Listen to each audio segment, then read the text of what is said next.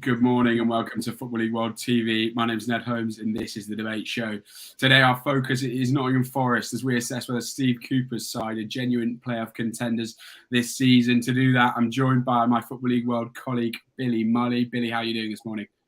Doing well, thank you. Yeah, I'm looking forward to speaking about one of the better clubs in the EFL at the moment. Absolutely, and providing a Forest perspective, it's my pleasure to welcome back Des Oldham from Do Daily. Great to have you back, Des. How are you doing, mate? I'm good, thank you. Really positive about what's happening at the moment. Absolutely. Well, before we get started, just a reminder, sort of click like on YouTube and subscribe to Football League World TV on YouTube as well. And of course, this is the fan debate show. So it's important we hear your thoughts. So please, get any questions, any predictions of your own in via the comments.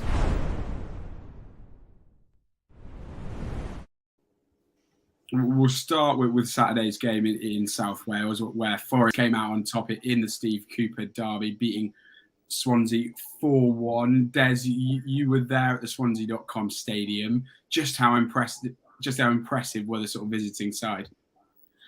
I think we were really impressive. Impressive without being sort of that pleasant on the eye. Steve Cooper went into the game with a game plan. It was obvious from the first few minutes that he was going to let Swansea have the ball. Kind of went man for man, and as the first half progressed, we pushed them further and further back. They were looking for longer balls, more opportunities, kind of balls to play forward, and the home side really sort of got on Swansea's back. The home fan, got on Swansea's back a little bit, and it was just like he knew how to play them. He knew what to do. He knew how to frustrate the crowd. So whilst letting them have a lot of the ball, I think the possession stats, we only had 25% of the ball. We wasn't attractive in that sense, but it was a really sort of professional performance where as soon as we got the goals, we looked like we was in control. We got one and then we got another one. Of course, Swansea came back into it a little with a deflected shot, but we pressed high up the pitch still, pushed them back. In previous times, we might have sort of wilted it 2-1, and ended up ultimately sort of losing that lead or almost losing the game, Yeah. But it was just really, really professional. You could see the game plan from the outset, and again, Steve Cooper's been criticised from Swansea fans in the past about being negative and not being that attractive to watch.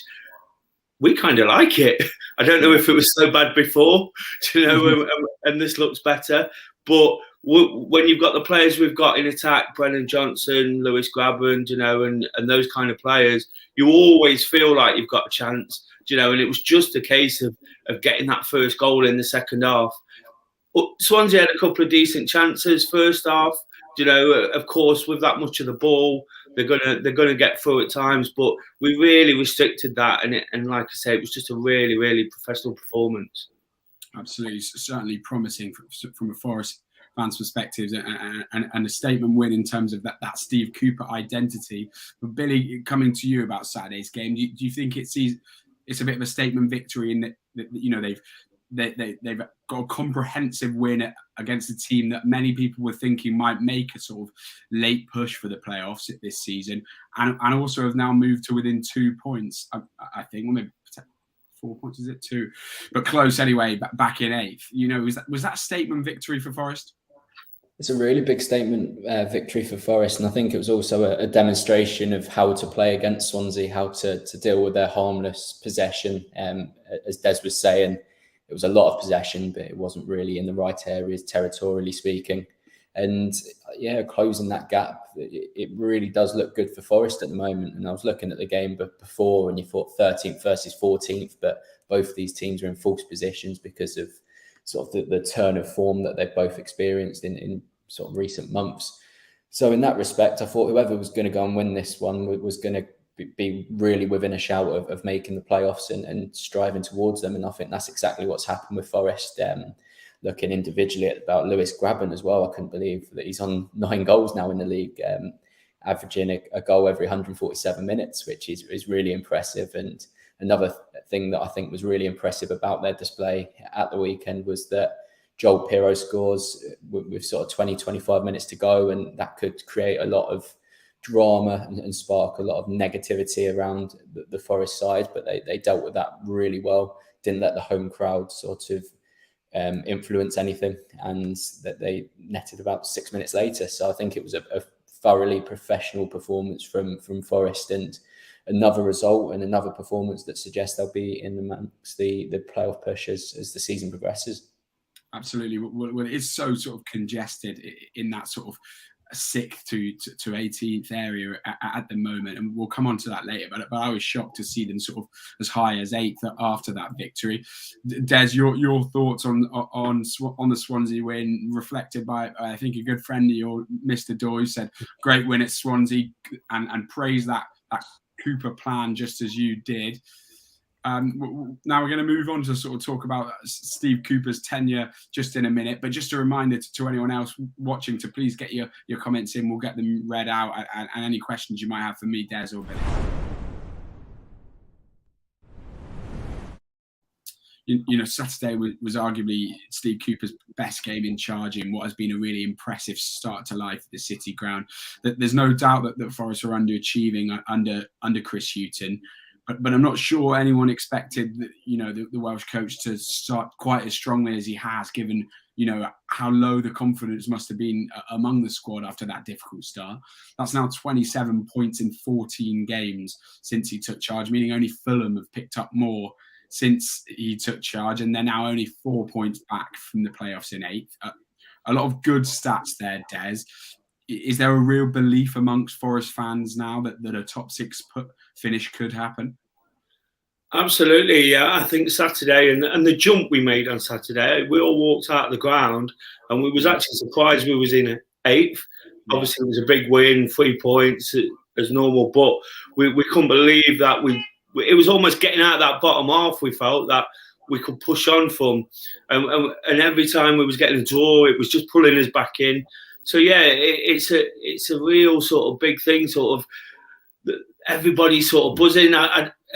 Every manager's got his critics, but Steve Cooper doesn't seem to have any. He's really galvanised the place, the club, the what people are sort of believing now, because we've been in this position many times before, and it's kind of fell away from us at the end of the season. But it feels like we've kind of hit it at the right point. And the big thing is sort of January, and I'm sure we're going to speak about that. But this is all with Chris Hughton's players or managers before, So if he's worked his magic on the team so far with 1 or 2 additions, 1 or 2 of his own players, it makes you wonder what is actually possible. We're looking at playoffs, and I've been kind of adamant for a good few weeks now that we're definitely contenders. People have been saying to me, "Oh, don't get carried away." And I'm the most pessimistic when it comes to Forest.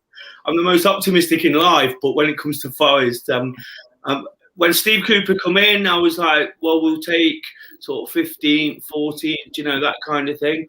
And I said to guys on Saturday, like when we saw we was 8th, we'd have been quite happy with 18th at the moment. We'd have thought Steve Cooper had done an amazing job. We were that far adrift, that far sort of off it. Right now, we just can't believe it. And win by win, I think people are just soaking it in, looking forward to the next game. And that's not always the Forest fan way. Sometimes we get a bit impatient and we get a bit carried away with ourselves.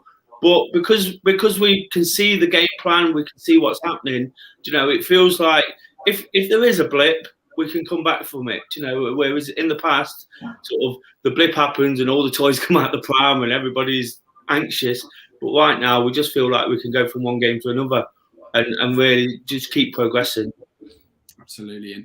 And Billy, coming to you, I mean, Des touched upon it there, that there have been times in other seasons where Forest have been on strong runs, but maybe fallen away at the end of, obviously, Sabri Lamouchi, that nightmarish final day defeat to Stoke City.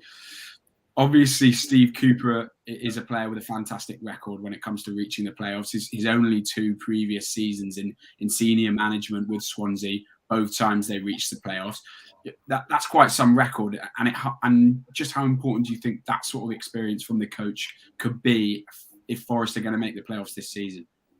Yeah, I think that would be massive. And thinking about what Des was saying there about in terms of where Forest were and sort of the ambition when Steve Cooper came in, and the fact that this is not his team at the moment, it's Houghton's team and his predecessors. It's an incredible job he's been doing. So I think in terms of, can I see them slowing down? I think it's going to go the other way past January, when he can bring his own players in and start to implement his style even more. I think that's when we're going to see the very best of Cooper at Forest. So I'm really positive about what is to come in January and beyond. And yeah, I think Cooper's experience of guiding a team like Swansea, who perhaps weren't, I think both cases probably weren't a top 6 squad, pushing the top 6 squad, but I don't think they were one of the best 6 teams, especially last season. I think there were better sides there.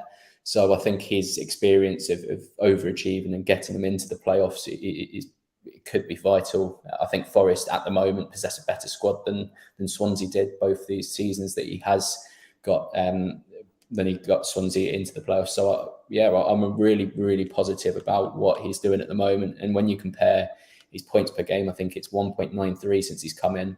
If that was sustained from the very start, they'd be narrowly denied a spot in second place. So it's very, very positive. And yeah, I think as the season progresses, it should be a case of when they enter the top 6 positions over than if they will. Absolutely. Well, you touched on it there, Billy and Des as well. We'll come on to the January window in just a second. But before we do, just a reminder to anyone watching, get your comments in. What do Forest need to do in the January window to ensure that they can make a top 6 finish? You know, it's sort of been the elephant in the room throughout the show so far, that January window.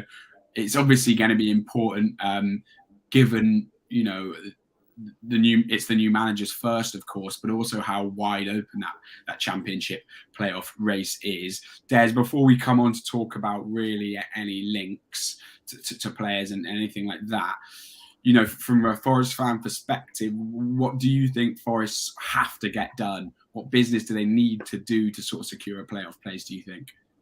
Well, one of the reasons I'm optimistic is because when we can put the first 11 out, I think we're strong. You know, I think when we haven't got that, we're a bit not weak, but it weakens the team obviously because you can't put your first 11 out. But Cooper's got basically 11 players, and you know who he wants to put on the pitch at the same time. So it's really important to get some additions. I think the fullbacks are massively important. Jed Spence has been an absolute revelation. So to try and tie him down is crucial.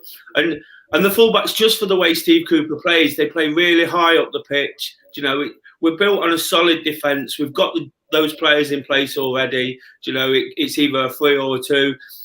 And depending on the formation, the fullbacks play high. Not necessarily the best defenders, but the ones we've got in on loan, Max Lowe, Osei Tutu from Arsenal, and Jed Spence, those players are crucial because they're quick. You know, they can change the game from defence to attack in no time. So for me, the most important bit of business that they can do is actually sort of tying those players down. You know, there's massive question marks over Spence. The fans love him. You know, we want him to sign. I think he wants to sign, but it's obviously he would now fit into Chris Wilder's team at Middlesbrough, it seems. So that one seems really important. I think despite Graben's goals, you know, and Taylor even chipped in with an assist at the weekend, we need somebody up front. You know, we really could do with somebody to come on maybe. I always think of a Matt Smith type player, you know, somebody who's a little bit different to the ones we've got. You know, Graben and Taylor's strength isn't really holding the ball up. And at times, you know, we do rely on that kind of game plan, you know, to push the ball forward quickly. So a striker, you know, we've got lots in midfield. So those are the key areas, I think, is tying those fullbacks down or getting replacements equally as good or better, you know, and then adding somebody up front maybe. Absolutely. Well, Des, your thoughts there sort of echoed by Scotty, a Forest fan. He says, if we can get a decent striker on loan and keep Jed Spence, and I honestly think we'll make the playoffs. Well, Harry said he can see Forest getting to the playoffs and that Balogun would be a top signing. That's, of course, Arsenal forward following Balogun.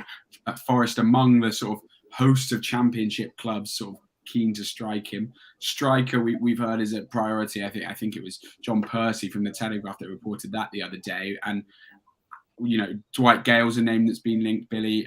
Aston Villa's Keenan Davis as well, and Norwich City's Adam Idah, that's said to be slightly unlikely. Among links to those sort of players, Premier League, either exciting Premier League up-and-comers or sort of proven strikers like Dwight Gale, how important do you think it is, Billy, that they get someone of that quality in? I think the main route they need to go down is someone different to Lyle Taylor and Lewis Grabban, who are quite similar in the way they operate.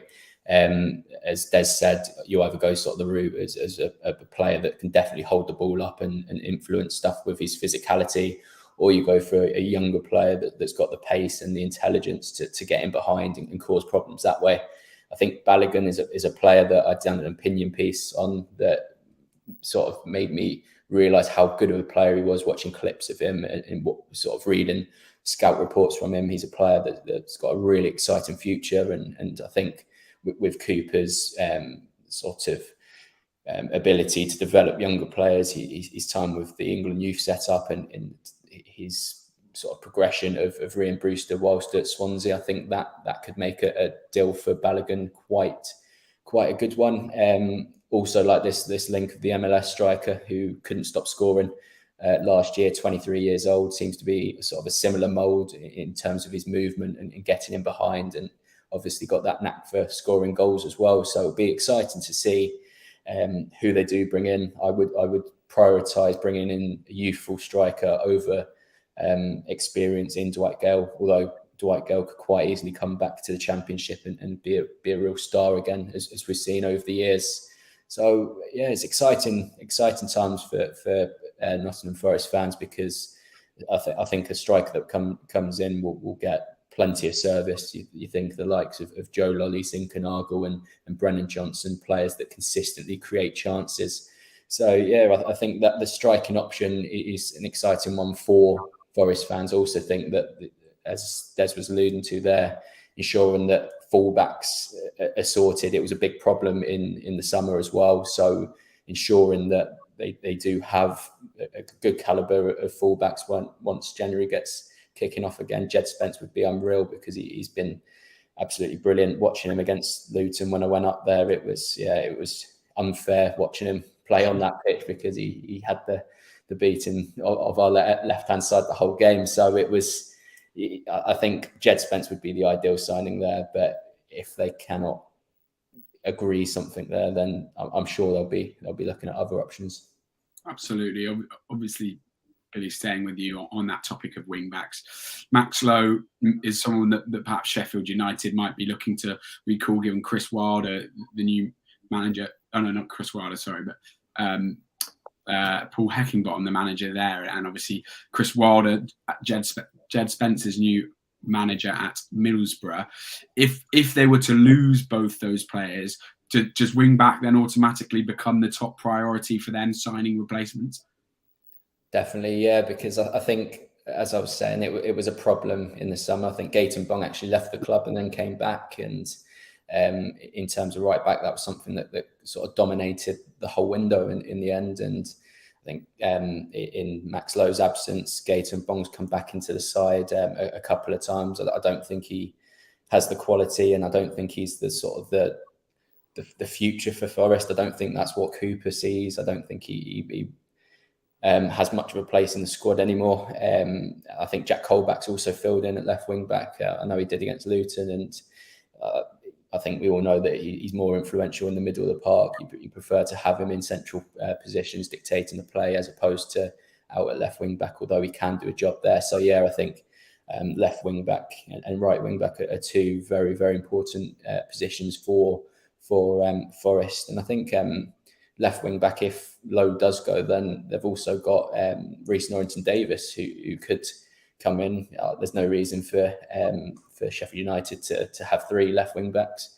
I think that might be a deal that they could look to do, because I think at the start of the season he was showing himself to be a really good player, and I know Ender Stevens coming back to sort of halted his progress. And if Lowe comes in, then yeah, don't see any reason why he wouldn't be made available.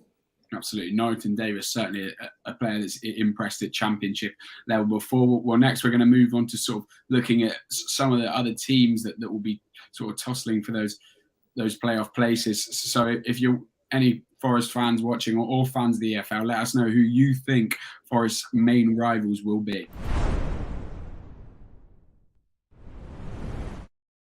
I mean, it's becoming a little bit of a cliche, but the truth is that it's a wide open playoff race this season. 12 teams are within 8 points of Stoke City in 6th, which, we can't expect all 12 of them to really mount a significant playoff push, but it does tell you just how congested things are in the championship table right now.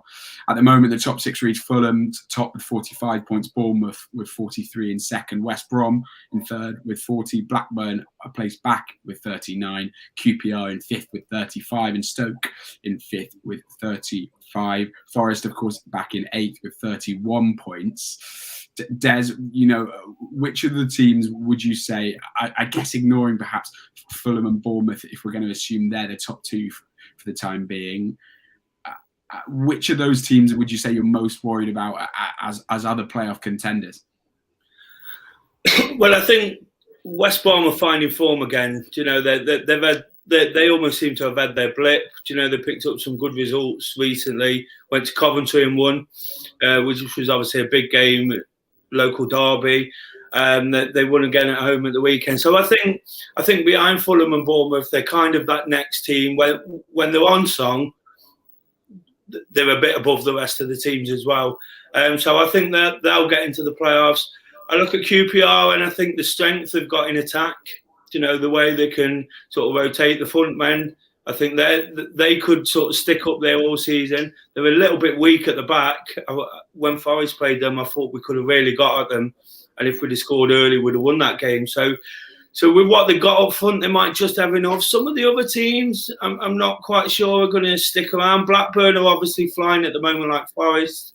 But there's rumours about Brayton Diaz leaving to the Premier League and a big move there. So whether they can sustain that if he leaves, it is only time will tell. And then it becomes a bit blurry after that, doesn't it? You look at Stoke and Coventry, and have they got enough to see it through? I know at the moment Stoke have got injuries. Nick Powell's injured. So they've been digging out results and getting points and sort of sticking in and around there. Coventry just seem to be falling away a little bit. I'd probably look, even down to Swansea. Swansea could make a run. There's always a team that comes out of absolutely nowhere. This is the time of year when somebody goes, isn't it? And you go, where did they come from? And quite often they get promoted because they fall into that last place. So yeah, to be honest, I think the playoffs at the moment, I'd go for Forest, West Brom, QPR, and possibly Blackburn if they keep on to Brayton Diaz. But like I said, there's always somebody that could come out. Middlesbrough maybe, if Wilder sort of makes 1 or 2 signings, Jed Spence goes back, God forbid, that they could sort of mount a push. So I just think it's going to be really interesting, isn't it? Christmas as ever will tell us a lot. The fixture congestion and somebody coming through it in confidence. What I'm feeling about Forest at the moment is the confidence is just building. Big wins like that are priceless in taking into your so I don't want to use the word Monday, but your more run-of-the-mill fixtures. We've got Hull this weekend now, which we'd like to think we can win, but the confidence is probably the most important thing, because we came up against Peterborough a couple of weeks ago where we was expecting to win, and it was almost like we had to really churn that one out. It was a late goal. Everyone was expecting it. But we didn't have the kind of confidence coming off the back of a Swansea. So what I'm basically saying is any team that kind of hits the ground running from now on in, perhaps gets 1 or 2 top signings in. The one thing, just sort of going back slightly, the one thing I'll say about Forest is this massive leap in positions now puts us in such a better position in the transfer market.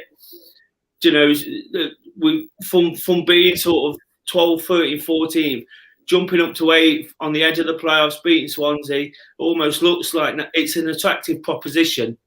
If we was in 15th, like I sort of said at the start of the programme, where we would have almost accepted, players might have been thinking, the players you mentioned before might have been thinking, oh, I'm not quite sure about Forest, are they going to slip down again? But now we become an attractive proposition. And I think if Blackburn sell sell Diaz and use the money well, those type of teams could make it as well. Absolutely. Well, Billy, obviously Des was talking about there's always one of those teams that makes the late run, a sort of Blackpool in League One last year, if you will. Who in your mind, looking at that table, do you think we might see make one of those late dashes for the playoffs? I wouldn't be surprised to see a couple of teams. I think we've seen Coventry and Stoke not as strong as they have been. I think Stoke, they've had very bad luck in terms of the injuries to key personnel, Harry Souttar, and as Des was mentioning, Nick Powell, who's been extremely influential when he's played this season. For that reason, I do see a couple of teams dropping out. I think as well with Blackburn, can that be sustained if Brereton Diaz does depart? QPR as well. I know the African Cup of Nations might disrupt a few of their games. I know as well with the COVID cases that they're going to probably have a tough fixture list coming up in terms of 3 game weeks and that kind of business as well. So I do think that there are teams lurking. Middlesbrough, Sheffield United, 2 teams with confidence at the moment. Middlesbrough I've been really, really impressed with under Chris Wilder, and Sheffield United as well, turning form with Heckingbottom in charge. So if that can be sustained, then I think we'll be looking at a couple of teams sort of displacing the current teams in the playoff positions. Obviously, what we're saying here about Forest as well makes them another candidate that should be in and about the playoff chase. I think looking a little bit back as well, because there are a lot of teams that are still in the playoff chase at the moment. I think perhaps Luton and Huddersfield are a bit too inconsistent to mount a serious promotion charge, playoff charge. So it's all to play for, and I think as we head into January, as we head into the new year, I think we'll get a clearer picture. I think the distance from the playoffs and those playoff chasing teams will start to increase, and I think we'll see a clearer picture of who are going to be in and around the playoff positions. I do fancy Forest. at the moment, and perhaps Middlesbrough. But I think it's a really, really difficult one to predict at this stage. Absolutely. Well, Forest fans will certainly hope that as that playoff picture becomes clear, that they remain right in it. Finally, then, we've come to that point in the show. I'm going to ask you both for a concise-ish answer to the question that we're debating today. Coming to you first, Des. Are Nottingham Forest genuine playoff contenders? Absolutely. When Cooper came in and we won those 4 or 5 games, I was a little bit cautious. Like I said before, I was cautious in the fact that the new manager bounced, and we scored 2 last-minute goals at Bristol City, and everyone got excited. But it wasn't those games that got me excited. It was I touched on it before we come on. The game we played against Fulham, when we got beat 4-0 on paper, it looks like a bit of a hammering. But the reality was we scored an own goal. We was well in the game till just after half time. And then another kind of lucky goal. They've got to score those goals, Fulham. But that gave me the confidence. And then since then, I've been kind of bullish that we're going to do it. I said to you before, I'm not always optimistic when it comes to Forest. But I've been quite bullish in the fact that we're going to... I look at the old thing of the league table shapes itself after 10 games. So I've kind of dismissed Chris Hughton's games and looked at the 10 games. And over the last 15 games, we were actually top of the league. So we won the last game before Cooper came in. And you look at that, and I know that's not everything and form changes, but I just think if Cooper on his points per game, just from when he come in, we'd get 78 points. I know playoffs is always, I work off the basis playoffs is always 74 points, so we're going to have to maintain the consistency. Some of the draws will have to turn into wins because we're obviously going to lose a few games at some point. So if we can just sort of keep chipping away as we are at the moment, when we have a bad game, you know, we're getting a 0-0 or a 1-1. You know, they're completely acceptable if you're following those up with 2 or 3 wins. So I think it's just about maintaining that consistency, and I'm really, really confident that we'll do it. Confidence from Des then, and what about you, Billy? Are Nottingham Forest genuine playoff contenders? Yeah, they are genuine playoff contenders. I think it will go all the way. I think it'll be an exciting playoff chase. I think, as I said, I think it will be Middlesbrough, Forest and Sheffield United who push the current places at the moment. But yeah, I think they'll be well in contention. Whether they do it or not, we'll have to wait and see. But I think you can't really argue against current form. Well, a lot of positivity then to end on for Forest fans. That's everything from us today, but we've got another debate show coming this afternoon as Alfie Burns is joined by Marcus Sally and Toby Wilding at 4 p.m.